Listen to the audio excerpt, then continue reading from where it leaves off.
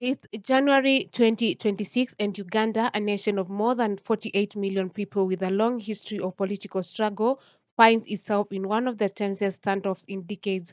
On January 15th, 2026, the country held general elections. The incumbent president Yoweri Museveni, who has ruled for nearly 4 decades, was declared the winner with a very large share of the vote. A result immediately rejected by his main rival, Robert Chagulanyi, better known as Bobi Wine, and his National Unity Platform party. They alleged widespread irregularities and ballot problems. Almost immediately, streets in Kampala and other urban centers saw protests, detentions, and clashes between security forces and opposition supporters. Over 100 NUP supporters were charged with offenses including unlawful assembly and conspiracy. In this already charged atmosphere, one figure has emerged at the center of the worldwide attention, and that is General Muhoozi Kainerugaba, the powerful chief of defense forces of the Uganda's People's Defense Forces and son of President Museveni. His reactions over the past days have gone viral on social media. Now, in a sequence of fiery posts on his account, formerly Twitter, General Muhoozi issued a dramatic ultimatum to Bobi Wine. He demanded that the opposition leader surrender to police within 48 hours, warning that failure to do so would mean he would be treated as an outlaw or a rebel. That alone would have been a historic moment, a senior military commander publicly challenging a prominent political figure by name. But it did not stop there.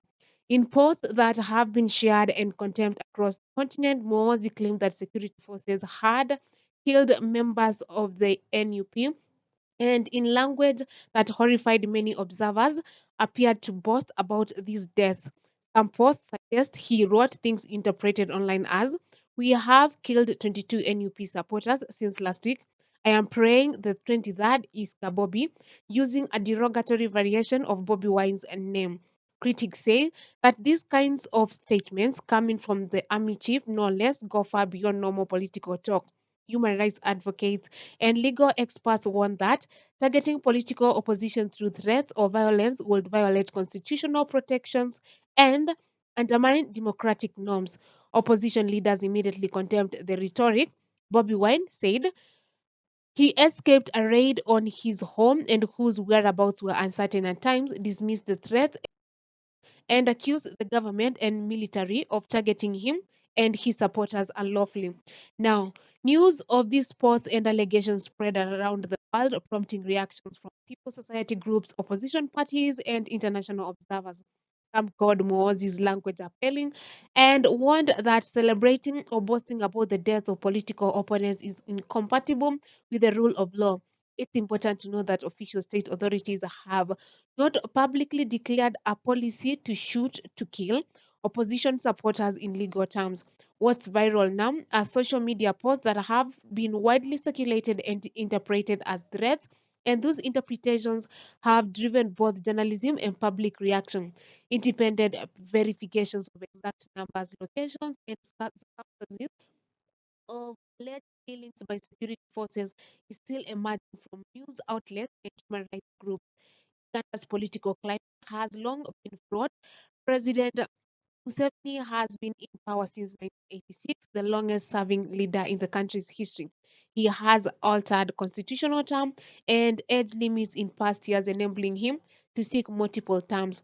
That's fueled deep frustration among many Ugandans, especially younger voters drawn to Bobi Wine's message of change.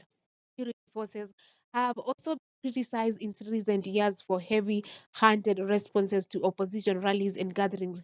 Even before these latest tweets, there were reports in 2025 of tensions involving the military, chief, and opposition figures.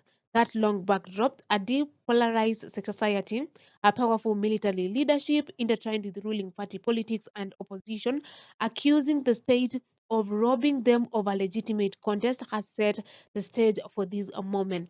Now, in the eye of all this storm, what's clear today, not rumors, but documented fact from reputable news sources, it's that one, Bobi Wine and the NUP have rejected the election's results and accused the government of fraud and intimidation. Another thing, President Museveni has been announced as winner with over 70% of the vote, and General Muhoozi Kainerugaba, a military leader and the president's son, has made highly controversial posts on X, including a 48-hour ultimatum for Bobi Wine and language that has been widely criticized. And lastly, reports of arrests, detentions, and clashes involving NUP supporters are earning serious attention from local and international media. Well, where things stand as of right now is that Uganda now faces a profound moment of uncertainty. The nation's future, whether it moves toward dialogue and peaceful resolution or deeper division, will depend on what happens next. Legal processes, political engagement, and whether leaders rein in inflammatory rhetoric or escalate tensions further. Well, this is not just a story of power, it is a story of a country struggling with its identity, its constitution, and its people aspirations.